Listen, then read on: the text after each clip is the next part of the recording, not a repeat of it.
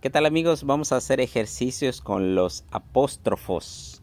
Entonces vamos a manejar la K, la P y la T, pero usando el apóstrofo. Entonces sería K, E, Ki, Ko, Ku. K, E, Ki, Ko, Ku.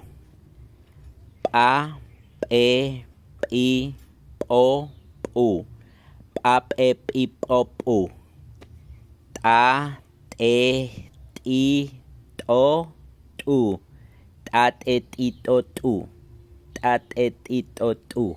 Y así es como suena, amigos. Tiene que ver con mucho con, pues, los laterales internos de la boca y en el caso de los labios también. Entonces, amigos, espero que les haya gustado. Saludos.